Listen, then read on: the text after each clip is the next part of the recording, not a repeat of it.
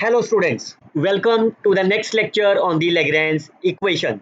Today I will cover the type 3 of these Lagrangian equations. Myself Dr. Harishkar, you can follow and subscribe my YouTube channel where you can find the playlist of the partial differential equation. You can see I already covered the type 1, type 2 and the Lagrange equations in the detail in this playlist. You can follow and subscribe my YouTube channel. So as I mentioned you, we have discussed the concept of the Lagrange equations in our previous lecture. And our target is to find the solutions, which I discussed in the two form. In the type 1 कब लगाना था आपने? When you are able to find the solutions in a very easy manner. Fine. Whenever you are able to find the solution in a very simple manner. तो आप उसकी 15 plus examples आप इस lecture में देख सकते हो. आप टाइप 1 में आपको एग्जांपल्स मिल जाएंगी. सिमिलरली टाइप 2 में जब आपके पास टाइप 1 वर्क ना करे, then you have to find the additional term where alpha beta are constants and then you can find the solution of u and v. इसकी भी आपको एग्जांपल्स इस प्रीवियस लेक्चर में मिल जाएगी. Type 2 examples of the Lagrange equations. And today's lecture we will cover the mixed problem of the type 1 and the type 2. बच्चों एक बार type 1 और type 2 का प्रीवियस लेक्चर सुनिए, देन आपको आज का लेक्चर इजीली समझ में आ जाए. चलिए, so first of all you have to solve the partial differential equations. You have to compare the given partial differential equations with p into p plus q into capital Q is equal to r. Make sure students r must be on the right hand side. और r क्या है आपका? all those terms which are free from small p and q. मैं recall कर दे रहा हूं आपको. Small p क्या होता था आपका? del z by del x and q will be del z by del y.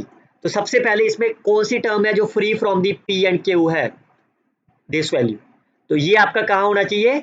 Right hand side पे. तो आप इसको राइट हैंड साइड पे ले जाओ नेगेटिव के साथ. And then you can write the dx over p which is equal to dy over q and dz over r.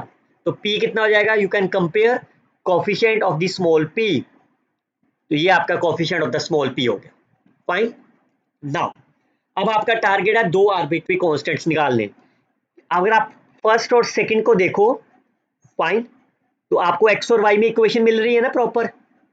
So from the first and second तो क्या मिल रहा है आपको? x प्लस वाई कैंसिल हो जाएगा. So I can write here dx over x which is equal to dy over minus y. Fine. And then you can integrate. तो आपके पास तो कितना आ जाएगा इंटीग्रेशन करने के बाद? That will be log of x which is equal to minus log of y plus log of c1. तो जैसे आप इसको log x को राइट साइड पे लेके जाओगे और log y को ले जाओ लेफ्ट साइड पे, you will get the log of c1. So the required solution will be xy is equal to c1 where c1 is my arbitrary constant. Fine. क्या आप सेकेंड टर्म भी ले सकते हो y और z? अगर आप dy और dz ले रहे हो तो आपका टारगेट है सब कुछ y और z में लिखना, पर यहाँ पे तो x भी लिखा हुआ है, ये कैंसिल नहीं हो रहा ना, तो आप इसको नहीं लिख सकते. क्या आप x और z को लिख सकते हो? इसमें y नहीं चाहिए लेकिन यहाँ पे y कैंसिल नहीं होगा. इसका मतलब आप सेकंड सॉल्यूशन नहीं निकाल पाओगे. अब सेकंड सॉल्यूशन कैसे निकालना है? By using the type 2. आपको एक ऐसी एक्सप्रेशन बनानी है. पहले तो इस x और y को देख लेते हैं. इस वाली एक्सप्रेशन को यहाँ लिख लेते हैं, x square plus x y, उधर से है minus x y minus y square. आप अगर मैं इन दोनों को ऐड कर दूं तो x माइनस वाई मिल जाएगा आपको. अगर मैं इन दोनों को ऐड कर दूं तो ये क्या बन जाएगा आपका? X square minus y square. Fine. और अगर क्योंकि पैटर्न सेम रहेगा, अगर आपने दो को ऐड करा तो तीनों को भी ऐड कर दो आप, dx dy dz. तो अगर मैं तीनों को ऐड करता हूं, इसकी ब्रैकेट पहले इन दोनों को ऐड करा तो x square minus y square. Fine. इसके अंदर मैं ये क्वांटिटी भी ऐड कर देता हूं. फाइन. तो क्या हो गया? एक्स माइनस वाई कॉमन आ जाएगा, तो बाकी क्या रह गया? X plus y. तो ये रह गया minus x minus y minus z. तो ये एक्सप्रेशन बन गई minus of x minus y x plus y plus z. Fine. अब आप देखो, अगर मैं ये लास्ट वाली दो एक्सप्रेशन ले रहा हूं तो एक्स माइनस वाई कैंसिल हो गया. तो बाकी एक्सप्रेशन क्या बन गया, तो आप उसको इंटीग्रेट कर दो। So from the fourth and the fifth, तो देखो इसका डेरिवेटिव ऊपर लिखा हुआ है ना, तो ये पहली एक्सप्रेशन क्या बन गई, log of x plus y. Second का डेरिवेटिव ऊपर लिखा हुआ है, तो log of x plus y plus z plus log of c2। चाहे तो आपका टारगेट है इसके नीचे जीरो बना लो, फाइन। अगर जीरो नहीं बना पा रहे आप तो ऐसी एक्सप्रेशन बना लो जिसका डेरिवेटिव ऊपर लिखा हो आफ्टर द कैंसिलेशन। अब आप इसको सॉल्व कर सकते हो ना, इस वाली क्वांटिटी को लेफ्ट साइड पे ले जाओ, you will get the expression of the C2। Now you have the one solution, second solution, तो आपका कंप्लीट सॉल्यूशन हो गया फाइव ऑफ पहला C1 and the value of the C2। चलिए look at the second one. Again you have to write the firstly the Lagrange auxiliary equations. Can you take the x and y firstly, नहीं ले सकते ना, क्योंकि अगर आप पहले दो लोगे तो आपको क्या चाहिए, अकेला x और y चाहिए, लेकिन यहाँ पे z स्क्वायर कैंसिल नहीं हो रहा, फाइन। और अगर आप इन दोनों को लेते हो तो आपको y और z में चाहिए, हाँ तो ये बन सकता है आपका एक, ये बन जाएगा ना आपका। अगर आप इन दोनों को सॉल्व करते हो तो क्या बन जाएगा आपका, dy ओवर dz कितना होगा, y into two y plus z square divided by z cube minus का, तो ये क्या बन जाएगा आपका, that is basically separate the variable तो होगा नहीं, फाइन। तो ये बेसिकली आपके पास क्या होगी, बर्नौली इक्वेशन, फाइन। सो बर्नौली इक्वेशन की तरह सॉल्व कर सकते हो एंड गेट द सॉल्यूशन, लेकिन वो थोड़ा कॉम्प्लिकेट हो जाएगा, फाइन। तो मैं क्या करता हूँ, इसको थोड़ा सा आसान बना लेता हूँ। तो मैं टाइप 2 के लिए कोशिश करता हूँ, मेरे को जेड चाहिए तो यहाँ से वाई खत्म करना है मुझे, तो एक तो मेरे को क्लियर ही दिखाई दे रहा है, अगर मैं इस एक्स को खत्म कर दूं और इधर से वाई से डिवाइड कर दूं तो ये क्या बन गया, two y plus two z square, और इधर से क्या बन गया, two y plus z square, और मैं दोनों को माइनस करूं, that is my z square, fine.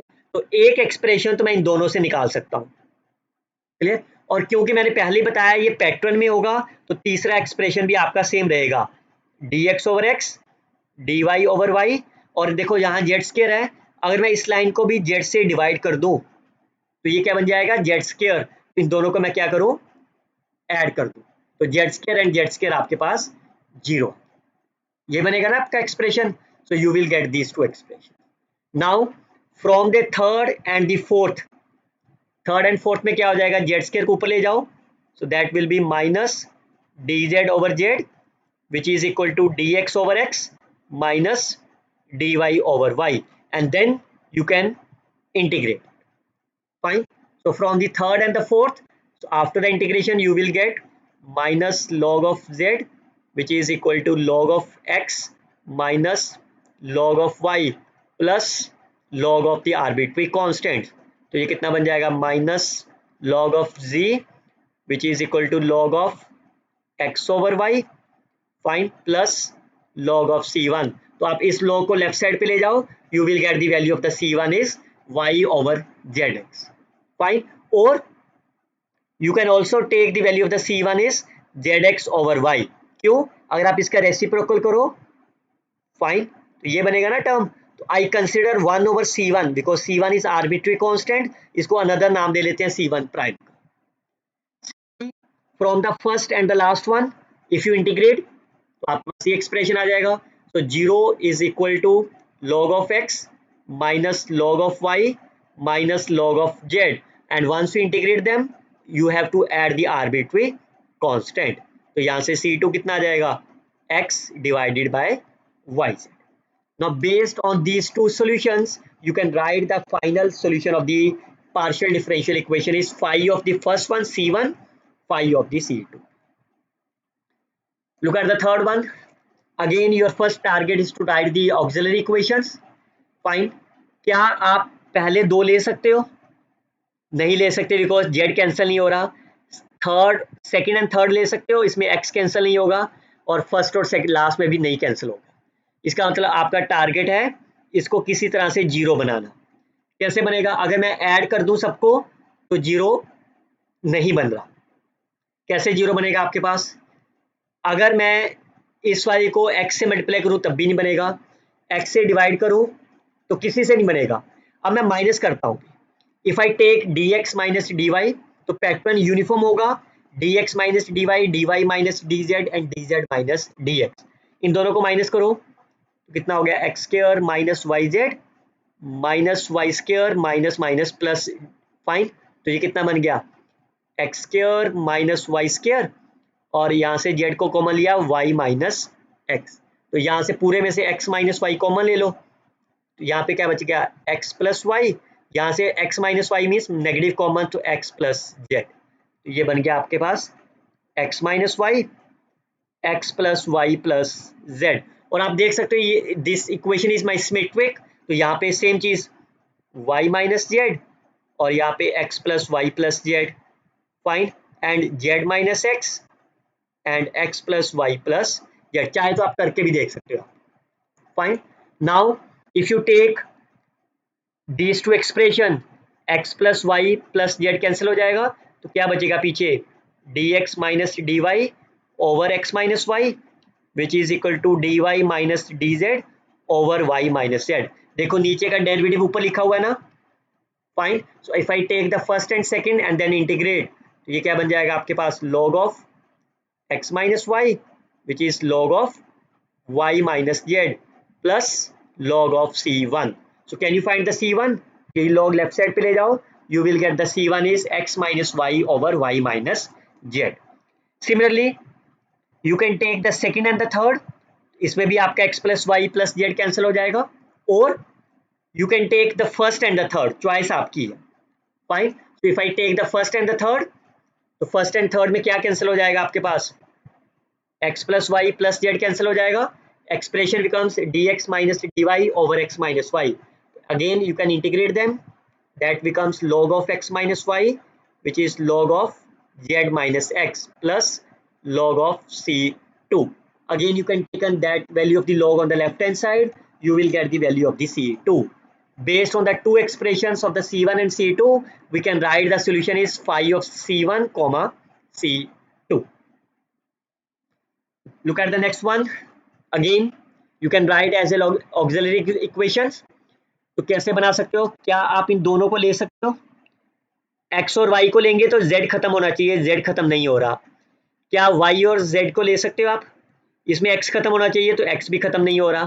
Fine, क्या आप फर्स्ट और थर्ड को ले सकते हो, तो आपका y कैंसिल होना चाहिए, यस y कैंसिल हो गया ना, तो I can taken first and the third, तो आपके पास क्या बच गया पीछे, dx over 2 into Z minus 3, और इधर क्या बच गया, dz over 2x minus 3. Fine. Now you can separate the variable, 2x minus 3 into dx which is equal to 2z minus 6 into dz. Fine. अब आप इंटीग्रेट कर सकते हो ना इसे easily. The first term will be x square, second is the 3x is equal to z square minus 6z plus c1. So can you find the value of the c1? c1 will be x square minus 3x minus z square plus 6z. Fine, चलिए और कोई बना सकते हो, और कोई expression बना सकते हो, जैसे फर्स्ट एंड थर्ड से मिल गया, और कोई नहीं बन पा रहा, तो फिर आपको क्या करना होगा, पेयर बनाना होगा। फाइन, तो चलिए बनाइए, कैसे पेयर बनेगा आपके पास, कैसे मल्टीप्लाई, इसको अगर मैं z माइनस, तो ये अगर मैं इसको y से नहीं, पेयर सिमेट्रिक वाइज बनना चाहिए ना आपके पास भी। चलिए सबसे पहले यहाँ देखते हैं ये क्या है, 2yz, तो 2yz कैसे बनेगा, इसका मतलब इस वाली लाइन को मेरे को 2, पहले इसकी एक्सप्रेशन खोलता हूं मैं, 6y, ठीक है जी, यहाँ पे 2yz है, तो इस वाली लाइन को मैं देखो, इसको मैं y से नहीं मल्टीप्लाई कर सकता। फाइन, अगर मैं इसको y से मल्टीप्लाई करूंगा तो मेरे को इस वाले को x से मल्टीप्लाई करना पड़ेगा। फाइन, तो पहले तो सिंपल देखते हैं, अगर मैं इस वाले को y से मल्टीप्लाई कर सकता हूँ, इसको अगर मैं 2y से मल्टीप्लाई करता हूँ तो ये 2yz बन जाएगा ना, तो ये क्या बन गया, 4x into y minus 2 into y z, तो ये 2yz कैंसिल हो जाएगा आपका ऐड करने से, लेकिन मेरे को ये भी तो कैंसिल करना ना, 6y, इसका मतलब इसको मेरे को 2 से मल्टीप्लाई करना होगा, तो इसका मतलब मेरी एक्सप्रेशन क्या बन गई, 2y इंटू डी वाई, और इसको मैंने 2 से मल्टीप्लाई करके क्या कर देना, माइनस, तो देन एक्सप्रेशन बिकम्स दी 0, बन गया ना 0। मैं बार बार कह रहा हूँ, टाइप 2 लेक्चर में मैंने यही सिखाया था कि x dx के साथ आप हमेशा x वाली टर्म को मल्टीप्लाई करिए। अगर आपने इसको y से मल्टीप्लाई कर दिया फिर dy की टर्म को आपको x से मल्टीप्लाई करना होगा। फाइन, अब आप इसमें क्या ले सकते हो आप, so from the first and the fourth term, first और फोर्थ में क्या हो गया, डिनोमिनेटर जीरो है तो इसका मतलब ये ऊपर वाली वैल्यू आपके पास जीरो हो जाएगी। फाइन, जैसे फर्स्ट और क्रॉस मल्टीप्लाई करोगे तो जीरो आ जाएगा। Now you can integrate them, तो कितना आ गया इंटीग्रेशन से, x plus y square minus 2z which is equal to c2। तो ये आपके पास दो आर्बिट्री कांस्टेंट्स हो गए, इन दोनों से कांस्टेंट से आप इसका सॉल्यूशन लिख पाओ। Look at the next one, again your first target is to write as the auxiliary equations. Fine, क्या एक यहां से बन जाएगा आपका, फाइन x और y से, फाइन, और अदरवाइज अगर आप रेशियो लेते हो तो जीरो बन जाएगा। तो from the first and the fourth,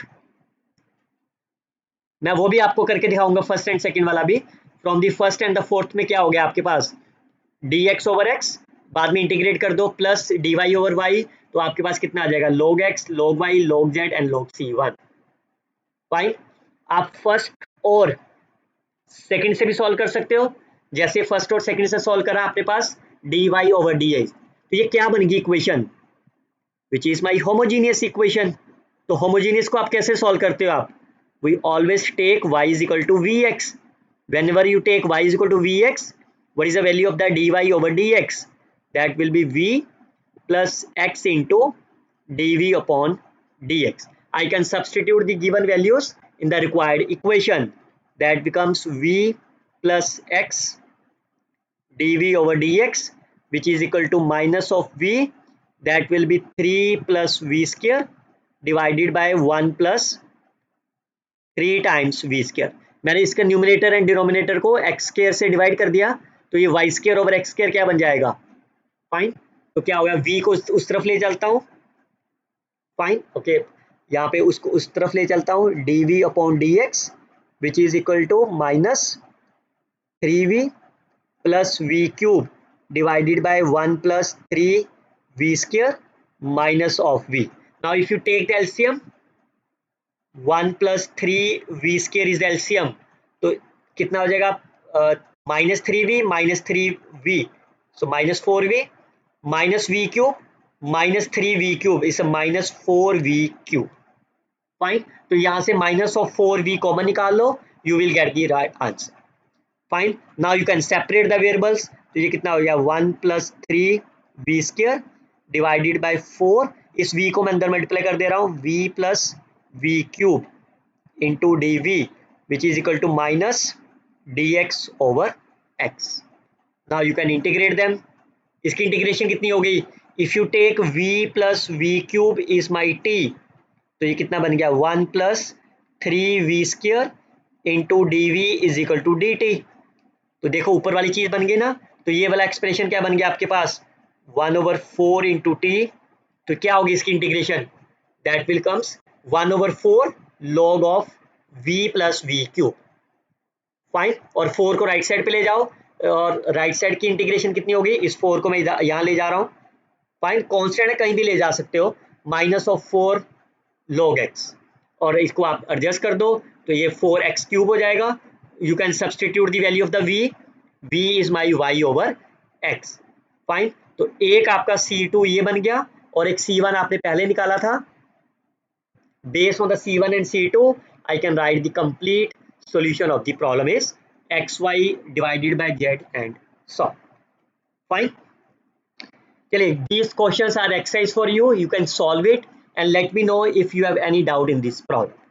We will see the next lecture on the integral surface which are passing through the given curve. Till then, you can share this video with your friends, like and comment on the videos. Best of luck, students. Happy learning.